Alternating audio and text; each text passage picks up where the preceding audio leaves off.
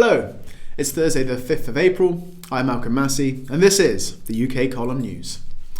While the mainstream media remains staggeringly silent on the issue of World War III, Britain and the USA continue to brazenly provoke nations on just about every continent. As we will report shortly, the situation in Syria has taken a significant turn for the worst, but it is the direct provocation of Russia, China and North Korea which is most concerning. David Cameron will visit Japan on the 10th of April, a few days before North Korea will test fire a new rocket system capable of placing a satellite in orbit. There is no possibility of North Korea having a peaceful purpose for this embryonic space program, of course, and so the mainstream rhetoric describes a satellite which could be used to deliver an object anywhere on the globe. The excuse for Cameron's visit to Japan is to kick off a discussion over joint development of defence equipment, according to the Wall Street Journal, and if the discussions are successful, will be the first instance of Japan developing military systems with any country outside the USA. However, the United States, Japan and South Korea will have more military assets than ever on hand to track the North Korea launch, and if necessary, they say, to shoot it down. Media reports have shown Patriot 3 missile defence equipment being unloaded at Okinawa docks, with 10 installations encircling Tokyo. 3 destroyers carrying Aegis command and control systems linked to the US satellite observation and capable of launching SM-3 missiles with a range of 500 miles are to be placed in the Sea of Japan and East China Sea. The timing of Cameron's visit to Japan must be seen in this context, although undoubtedly it will be billed as a simple coincidence, planned months ago.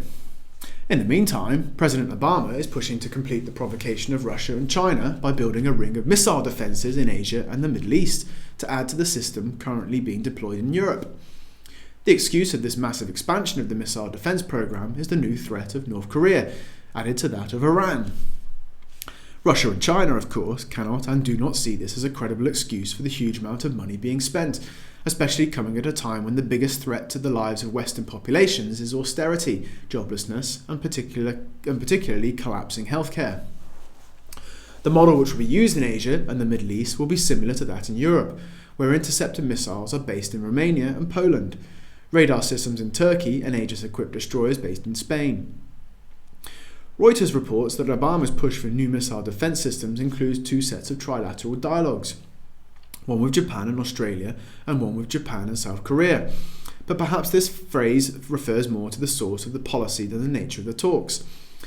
While Cameron's discussions with Japan and Obama's negotiations with Japan, Australia and South Korea are slightly longer term projects, the short-term goal to complete regime change in Syria and Iran continues.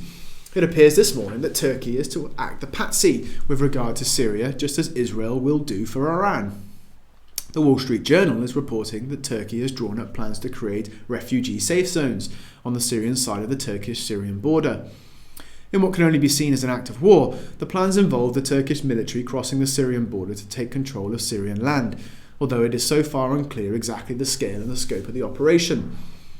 Turkey, an erstwhile ally of President Assad, has turned coat in the face of regime change in so many of its fellow Arab states. Much of the arms and materials supplied to the armed Syrian opposition have come across the Turkish border, and the Turkish Prime Minister has become President Assad's most outspoken critic. Such a move by Turkey could only go ahead with at least the tacit approval of the United Nations.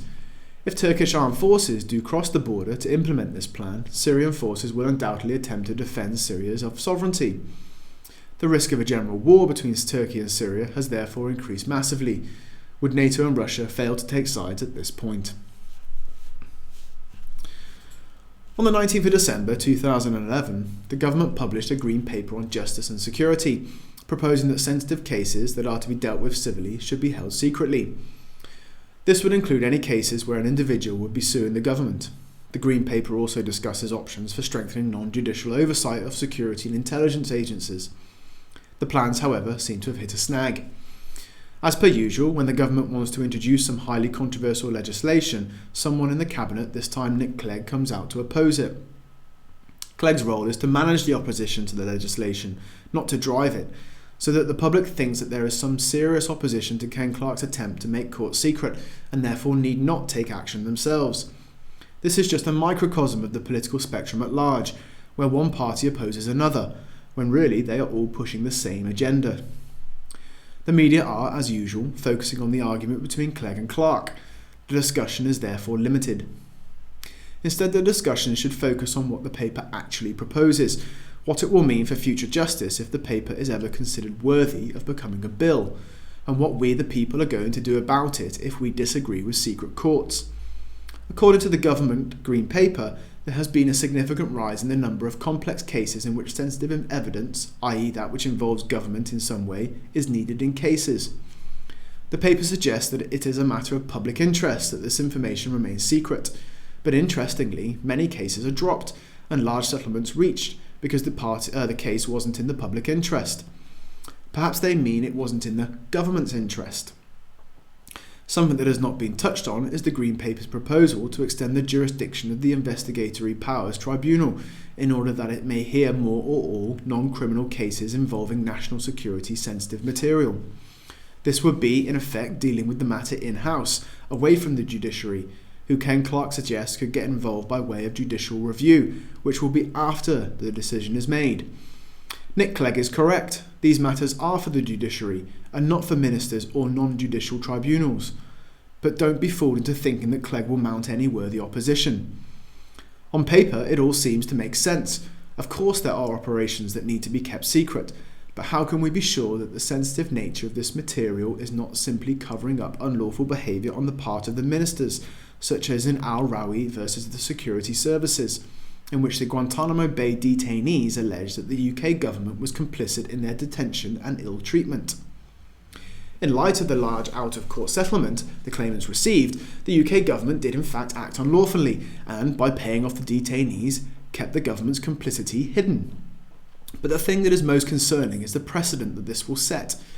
Legislation that is used today to keep so-called sensitive information secret may be used tomorrow to make all government operations secret and then all court actions secret.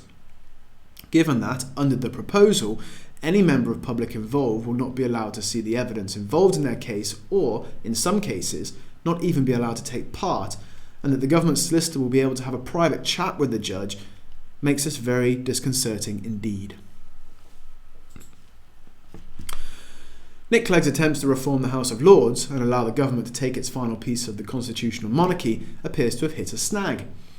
Clegg was determined to get this bill passed before the end of this Parliament, but now the House of Lords Constitution Committee has suggested that the reform bill be opened up to a nationwide referendum. Clegg has thrown everything at this, including threats to use the Salisbury Convention and Parliament Act, pieces of legislation which undermine our constitutional monarchy and enable the House of Commons to render the House of Lords impotent. However, if the reform bill goes to a referendum, there is nothing Clegg can do if the public votes to block him. And vote they should. Whilst many will see this as an irrelevant piece of legislation, and no doubt the media will echo this sentiment, what this legislation will in fact do is enable the House of Lords to be elected privately by the Speaker of both Houses and 9 delegates of their choice. Hardly democratic. Previously, the House of Lords was the highest court in the land, which ensured that government legislation was checked with scrutiny by lords well educated in our constitution. Under this new system, it will be possible to place ex-ministers and similar into the House of Lords, enabling the government to pass controversial and possibly unconstitutional legislation with ease, effectively making the government the sole authority in making new legislation. In the wake of proposed secret courts, the intrusion upon our internet activities and phone calls, as well as the privatisation of all that we once owned, this new attempt to further eradicate the constitutional monarchy, which was designed to separate powers in order to protect the people against tyranny, should not be overlooked by the public. Though many may view the House of Lords as being an overinflated authority filled with an aristocracy that never represents the public's views, it must be appreciated that if the government obtains full control over the creation of legislation, there shall be no end to and no checks upon the statutes that they shall enact. The government must be encouraged to take an interest in what the public must be encouraged to take an interest in what the government is attempting and sound their opinions before it is too late. A positive referendum is just the consent the government needs, whether people choose to vote or not. Economics now. The almost exponential growth in levels of unemployment across Europe, with the exception of Germany, give further indication of the worsening European banking crisis, only weeks after the European Central Bank supposedly solved it by issuing €1 trillion in liquidity for the banks. The result, as predicted by this very news programme, has not been quite as successful as the ECB's press releases would have us believe. Last week, Spain only managed to sell half the bonds it put up for auction, and even then at much higher interest rates. Spanish Prime Minister Mariano Rajoy informed the Spanish Parliament on the 3rd of April that Spain is in serious trouble and may require a Greek-style bailout unless the latest round of suicidal austerity is passed. So the Spanish Prime Minister, like every other Western leader, has no answer to the financial crisis.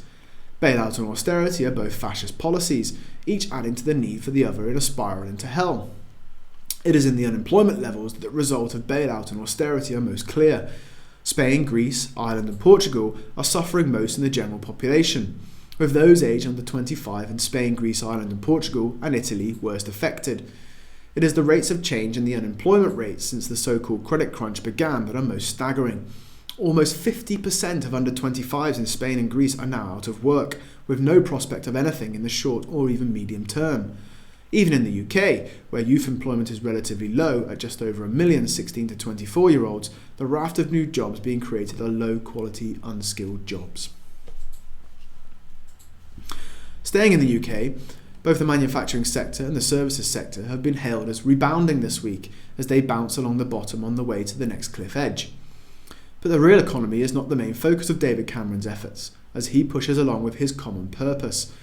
A particularly nasty form of participatory democracy where charities become both the policy makers, deployers of new legislation and suppliers of services, an unprecedented conflict of interest and further collapse of the separation of powers. Yesterday, Cameron announced Big Society Capital, a new venture fund seeded with money stolen from private bank accounts which have been deemed to be dormant. Describing the new fund, Cameron said, "Just as finance from the city has been essential to help businesses grow and take on the world, so finance from the city is going to be essential to helping tackle our deepest social problems. Except, this isn't finance from the city. It's being financed using money stolen from bank accounts right across the country." In a staggering example of the rise of the kleptocrats, Cameron claims that anyone noticing that the government has stolen money from their account will get it back, so long as they can prove they are the rightful owner. That's all right then. Venture capitalist Sir Ronald Cohen, who is Big Money Capital's chairman, told the BBC that the fund's aim was to create a thriving market for social investment. Notice how it is a thriving market for investment and not a thriving market for social change. 60% of the shares in Big Society Capital are owned by the Big Society Trust, which is a private limited company manned by executives from the social, business and government sectors, all with a common purpose. The remaining shares are held by none other than Barclays, HSBC, Lloyds Banking Group and RBS. In reality, Cameron's aim for Big Society Capital is the further dismantling of national institutions by turning charity-led initiatives into profit centres which will provide services to the community, replacing the public sector. As expected, no opposition came from the opposition. Labour's Shadow Minister for the Cabinet Office, John Trickett, welcomed the scheme but said it needed to be viewed within the context of the pain caused by government spending cuts. In fact, it doesn't. It needs to be viewed in the context of the total demolition of our national infrastructure, including the public sector.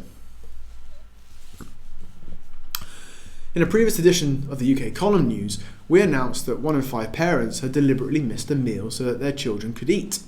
As if this wasn't bad enough, newspapers today have reported just how hard the government's recent budget will be further hitting families. Families with children will be at least £500 a year worse off from tomorrow as a result of cuts in tax credits. Research coming from the Independent Institute for Fiscal Studies suggests that Clegg's policy of raising the amount of money people can earn before paying any tax is ineffectual for nearly 1 million families due to the tax credit cuts. Further to this, up to 212,000 working class couples earning less than £17,000 a year will lose all of their tax credits unless they increase their working hours, as those families with children working less than 24 hours will see their tax credits taken away. They could lose up to nearly £3,000, even after the raising of the personal allowance, which may now be seen as the carrot before the stick. A very big stick, as it will almost likely see many of those people falling into the benefit system to survive. The message is clear: work harder or else. And this is in the wake of the country's top earners of £150,000 and more getting a $3 billion a year tax cut. Another move from the coalition which ensures the rich become richer and the poor become desolate. Whilst reporting this, Some papers have also reported Dr. Mary Bousted's attack on the government, as she claims the ministers in charge are encouraging segregation of the richer students from the poor, which she claims is the government's dirty little secret. She went on to say, "We have schools for the elite, schools for the middle class, and schools for the working class. This coalition government's attack on poor children is a blight upon our conception of ourselves as a civilised society." She is of course referring to the cuts which have seen the closure of 124 centres around the country that support under 5s, the withdrawal of maintenance allowance which encouraged students to stay on after the age of 16, and the removal of funding for school dinners and the supply of library books to the most unfortunate primary and secondary schools around the country. The coalition plans further to reduce public spending from state schools by 13% by 2014 to 2015. When talking about ministers who say it is the school's fault that education has fallen so rapidly, Dr. Bousted said, "This, as you and I know, is a nonsense. It is a lie which conveniently enables ministers to evade responsibility for the effects of their policies. This is the coalition government's dirty little secret. This is what they have done to make the lives of poor children, already disadvantaged and demeaned through poverty, harder." In the wake of the government's agenda to completely privatise the country, it would appear that they are trying to bring schools to their knees so that they also have no other choice but to turn to the private sector for support, handing over the education of our young to corporate sharks who would no doubt sculpt their minds into the perfect little consumers they so desperately want us all to be. Hidden behind a complete media blackout, Italian political party Lega Nord has sponsored a petition for Glass-Steagall legislation in Italy. Italian law requires that a bill is introduced to Parliament in the event that a petition can raise 50,000 signatures. The petition will be formally launched along with 10 others on Saturday the 21st of April. The text of the petition states, "2 centuries ago, Thomas Jefferson said, 'I believe that banking institutions are more dangerous to our liberties than standing armies.' Today, the situation is more or less the same, and so the time has come to put the state above finance and finance below the state, to set a limit to the excessive power of finance. To finally do this means to put an end to a 20-year cycle of unnatural supremacy of particular interests over general interests. It means driving the money changers from the temple, conquering the spell of power still exercised by the high priest of money. To do this means that it is only the state that issues money in the name of the people. It means that credit is developed and not for speculation. It means separating the wheat from the chaff, what is productive from what is speculative, as happened for centuries. It means beginning to defend and stabilise public budgets, and in general to begin a different economic and social system that is not only more ethical but also more effective than the monetarist system that is currently coming down and unfortunately is taking us with it, if we don't resist, if we don't react, if we don't change. We repeat, the time has come to re-establish the proper balance between the power of finance and states, between finance constituting its own interests and political institutions that are charged with representing the general interests of the public. The absolute priority now is survival. Abandon the model of the so-called universal bank, that is the DNA of systemic banks, the launching pad for the disastrous global megabank. To do this, it is necessary to introduce a new updated version of the Glass-Steagall Act of 1933. In short, now as then, it is necessary to set up a firewall to distinguish between ordinary banks and gambling banks, so that ordinary banks can no longer lend the money from their account holders to the gambling banks or buy their structured products. This distinction can and must be made instantaneously, abrogating the new laws introduced more or less everywhere in the 90s and returning to the old laws from the 30s. This is exactly what needs to be done. The political backlash to this petition has been swift. While no media coverage at all has been given to the petition itself, the media is determined to do all it can to undermine the petition by giving headline coverage to allegations of corruption. Unsurprisingly, the source of the media feeding frenzy seems to have been The Guardian, which alleges that the party's treasurer, Francesco Belsito, has used public funds to renovate party leader Umberto Bossi's house, and for travel, hotels, dinners and accommodation for Bossi's children. Corruption in Italian politics is, of course, nothing new. However, the timing of these latest allegations must be viewed as an attempt to shut down the possibility of a new Glass-Steagall bill appearing in the Italian parliament. And finally, ex-World Bank officials have called for Nigeria's finance minister to be the next head of the World Bank. We believe that this would be a highly appropriate appointment, as the World Bank IMF apparatus must be seen as the planet's largest 419 scam. I'm Malcolm Massey, and this has been the UK Column News Thank you for watching.